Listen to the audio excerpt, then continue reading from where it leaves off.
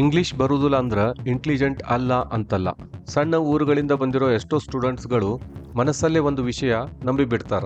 ನನ್ನ English weak ಆಗ್ಯದ, ಬಹುಶಃ ನಾನು ಅಷ್ಟು ಬುದ್ಧಿವಂತ ಅಲ್ಲೇನೋ ಅಂತ ಹೇಳಿ. ಸ್ಲೋಲಿ ಈ ಆಲೋಚನೆನ ಅವ್ರ ಕಾನ್ಫಿಡೆನ್ಸ್ ಅನ್ನ ಹಾಳು ಮಾಡ್ಲಿಕ್ಕೆ ಶುರು ಮಾಡ್ತದ.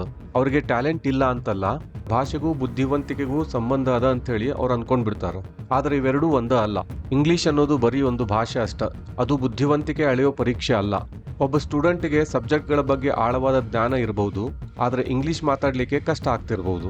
ಇನ್ನೊಬ್ಬ ಸ್ಟೂಡೆಂಟ್ ತುಂಬಾ ಸ್ಟೈಲಿಶ್ ಆಗಿ ಮಾತಾಡಬಹುದು, ಆದ್ರೆ ಅವರ ಆಲೋಚನೆಗಳು ಸಾಧಾರಣವಾಗಿರಬಹುದು, ಸೂಪರ್ಫಿಷಿಯಲ್ ಆಗಿರಬಹುದು. ಅನ್ಫಾರ್ಚುನೇಟ್ಲಿ ಈ ಸಮಾಜ ಇಂಗ್ಲಿಷ್ ಫ್ಲೂಯೆನ್ಸಿ ಕಂಡ್ರೆ ಬಹಳ ಇಂಪ್ರೆಸ್ ಆಗ್ತದ.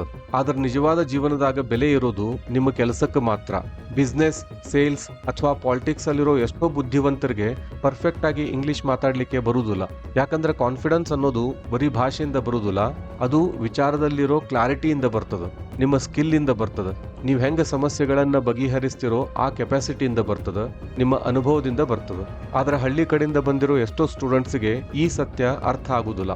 ಅವರು ನಿಜವಾದ ಕಾಂಪಿಟೇಷನ್ಗೆ ಇಳಿಯೋಕ್ಕಿಂತ ಮುಂಚಿನ ತಮ್ಮನ್ನ ತಾವ ರಿಜೆಕ್ಟ್ ಮಾಡ್ಕೊಂಡ್ಬಿಡ್ತಾರ.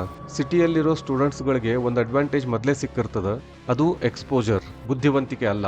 ಅವರು ಬೆಳೀತಿರ್ಬೇಕಾದ್ರೆ ಸುತ್ತಮುತ್ತ ಇಂಗ್ಲಿಷ್ ಕೇಳ್ತಾ ಮಾತಾಡ್ತಾ ಬಂದಿರ್ತಾರ. ಸ್ಕೂಲಲ್ಲಿ ಇರ್ಬೋದು, ಸ್ಟೇಜ್ ಮೇಲೆ ಇರ್ಬೋದು, ಡಿಸ್ಕಷನ್ಸ್ ಅಲ್ಲಿ ಇರ್ಬೋದು. ಹಂಗಾಗಿ ಅವ್ರಿಗೆ ಎಲ್ಲರ ಮುಂದೆ ತಪ್ಪು ಮಾತಾಡ್ಲಿಕ್ಕೆ ಭಯ ಇರುವುದಿಲ್ಲ. ಆದ್ರೆ ಉತ್ತರ ಕರ್ನಾಟಕದ ಕಡೆ ಇರೋ ಎಷ್ಟೋ ಸ್ಟೂಡೆಂಟ್ಗಳು ಮಾತಾಡ್ಲಿಕ್ಕೆನ ಹೆದರ್ತಾರ. ಅವ್ರಿಗೆ ಇಂಗ್ಲಿಷ್ ಕಲೀಲಿಕ್ಕೆ ಆಗುದಿಲ್ಲ ಅಂತಲ್ಲ, ಎಲ್ಲಿ ಅವಮಾನ ಆಗ್ತದೋ ಅನ್ನೋ ಭಯ. ಹಂಗಾಗಿ ಅವರು ಸುಮ್ಮನೆ ಇರ್ತಾರ. ಆ ಮೌನನ ಅವ್ರಿಗೆ ಕೀಳರಿಮೆಯಾಗಿ ಬದಲಾಗ್ತದ. ಇದ ನಿಜವಾದ ಪ್ರಾಬ್ಲಮ್, ಭಾಷೆ ಅಲ್ಲ, ಭಯ. ಒಂದು ಮಾತು ಚೆನ್ನಾಗಿ ನೆನಪಿಟ್ಕೊಳ್ರಿ, ಭಾಷೆಯನ್ನ ನಿಧಾನವಾಗಿ ಕಲಿಬಹುದು, ಆದ್ರೆ ನೀವು ಮೊದಲ ಆತ್ಮವಿಶ್ವಾಸ ಕಳ್ಕೊಂಡ್ರ ನಿಮ್ಮಲ್ಲಿರೋ ನಿಜವಾದ ಶಕ್ತಿ ವರ್ಷಗಳ ಕಾಲ ಹೊರಗ ಬರುದಿಲ್ಲ. ನಿಮ್ಮ ಇಂಗ್ಲಿಷ್ ಇಂಪ್ರೂವ್ ಮಾಡ್ಲಿಕ್ಕೆ, ಕಾನ್ಫಿಡೆನ್ಸ್ ಬೆಳೆಸ್ಕೊಳ್ಳಿಕ್ಕೆ, ಮತ್ತೆ ಸಿಟಿ ಹುಡುಗರ ಹಾಗೆ ನಿಮ್ಮನ್ನ ನೀವ ಅಪ್ಗ್ರೇಡ್ ಮಾಡ್ಕೊಳ್ಳಿಕ್ಕೆ ಎಷ್ಟೊಂದು ದಾರಿ ಅವ. ಆ ದಾರಿ ಎಂಥವು? ಮತ್ತೆ ಇದೇ ತರಹದ ಹೆಚ್ಚಿನ ಚರ್ಚೆಗಳಿಗಾಗಿ ವಿವಾದ ಚಾನೆಲ್ ನ ಲಾಂಗ್ ಫಾರ್ಮ್ಯಾಟ್ ವಿಡಿಯೋಗಳನ್ನ ನೋಡ್ರಿ.